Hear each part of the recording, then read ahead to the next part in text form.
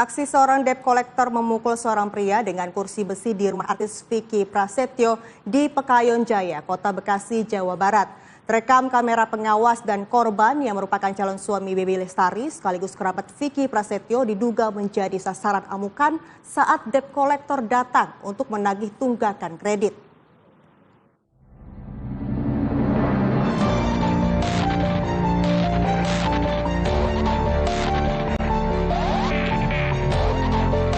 Inilah rekaman kamera pengawas saat seseorang debt collector terlibat cekcok dengan seorang pria di dalam rumah. Dalam rekaman terlihat terlapor Kems Hayatapi mengambil sebuah kursi besi, kemudian mengayunkan dengan tangan kanan ke arah kepala korban. Korban yang mengetahui akan diserang langsung menangkis ayunan kursi tersebut menggunakan kedua tangannya.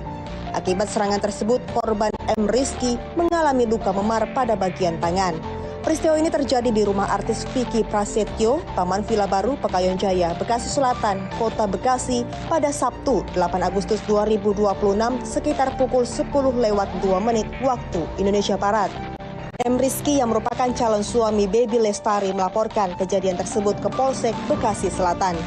Kasus ini bermula saat sejumlah debt collector datang ke rumah tersebut untuk menagih tunggakan kredit mobil milik Baby Lestari yang disebut menunggak selama 9 bulan.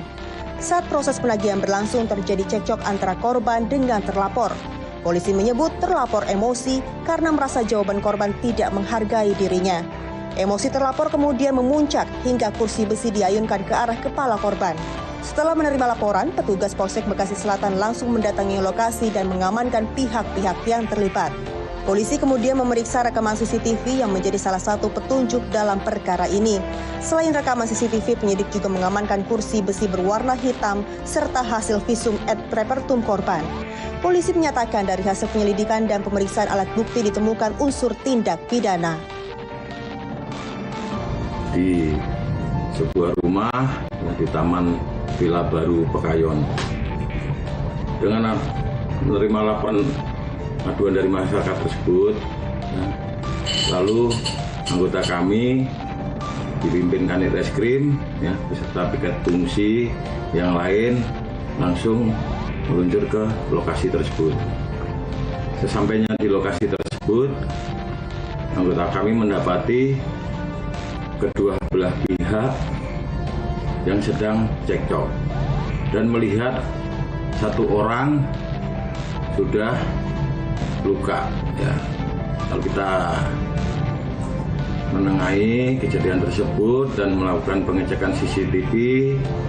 Ternyata benar telah terjadi